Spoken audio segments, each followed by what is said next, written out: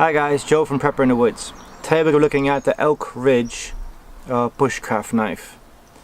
I bought this with my own money, and basically I picked it out because of the looks. I like that little black bit there, the coating on top, and just something different.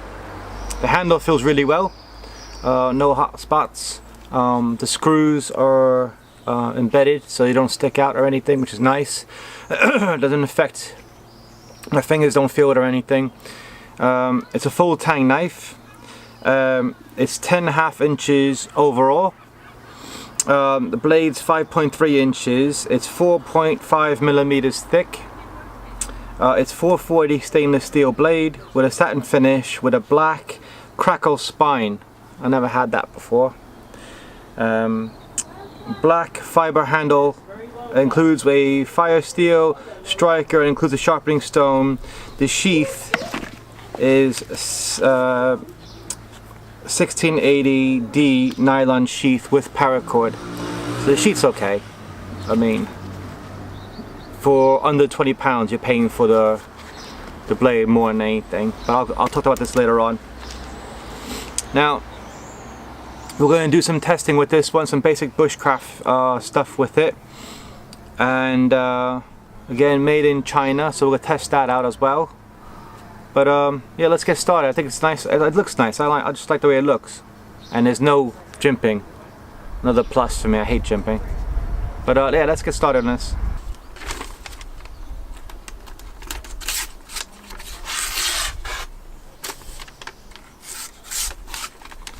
No, I didn't sharpen this. This is out of the box sharp.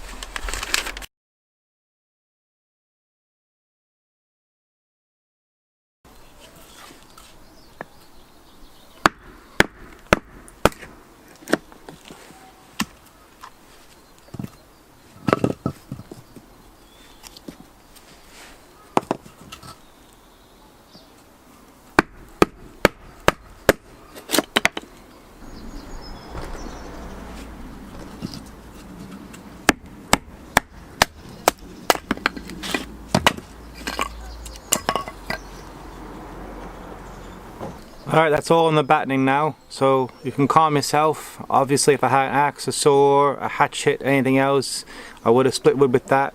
But I'm just trying to show the edge retention on it, and if it chipped or anything, because I've had some knives before that were custom made that chipped within 15 minutes, just saying. Just throwing it out there.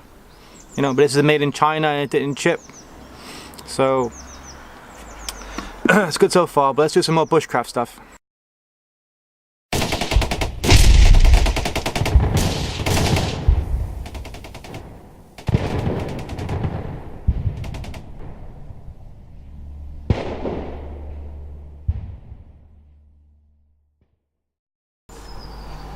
As for feather sticking, no problem at all. Everything went well. Even got in there no knot bits. But yeah, no, happy with that. Got a couple of pigtails in there, all kinds of different kind of ways I tried doing it. So, no, worked well.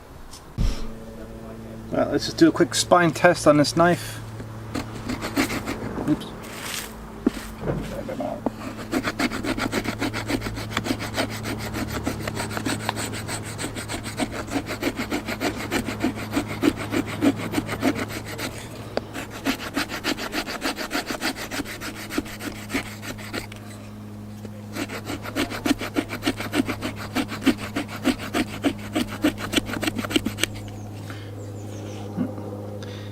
Not bad. Got the bark off. Got all that bark off. So that worked out well. I'll save that.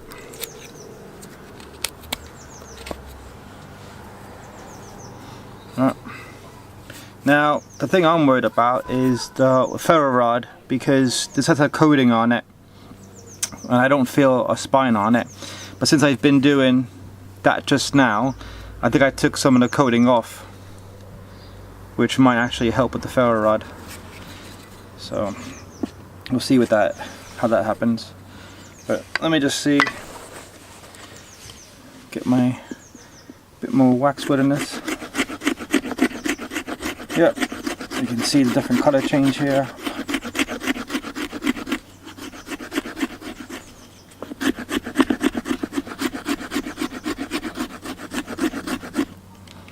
It's cool.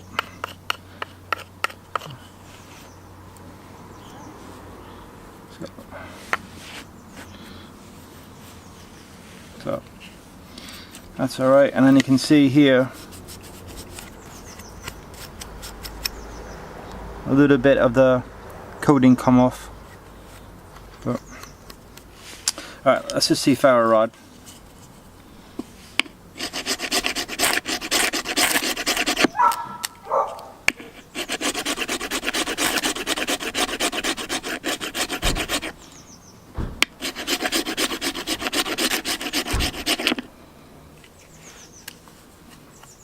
No, it's not great with the ferro rod, but I think if I take that coating off, or at least in one spot,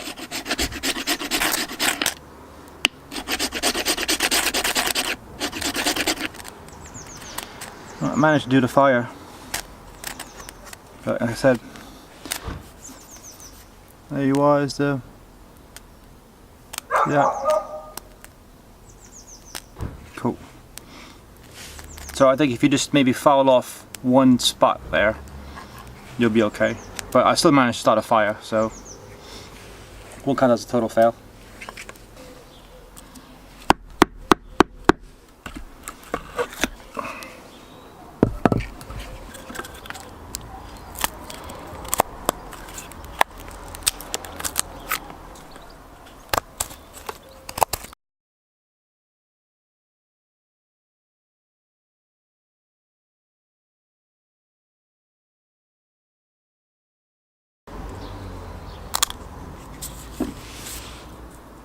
Yep, pretty good. It's fucking flies today. Yep, like that.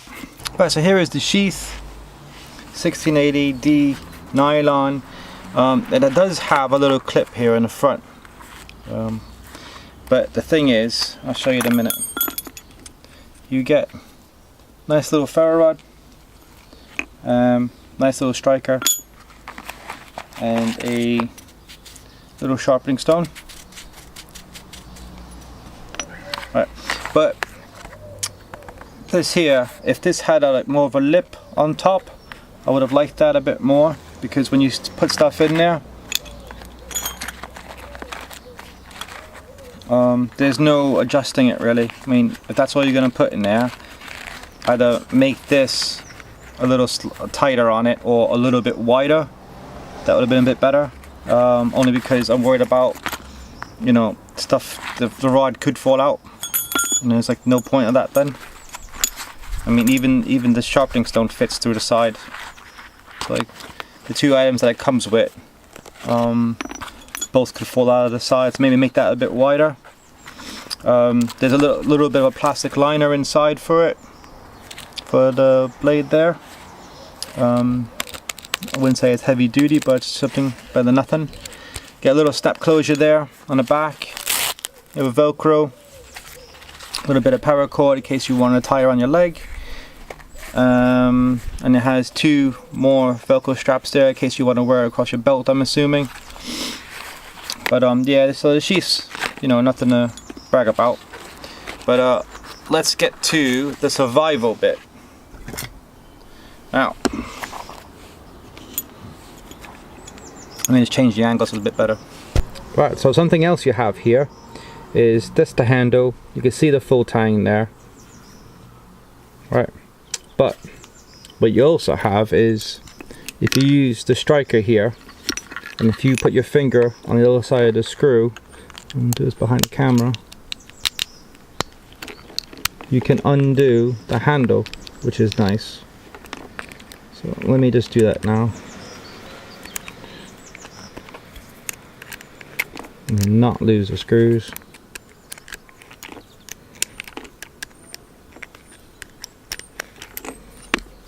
Okay, that's one. And I'll just loosen this one.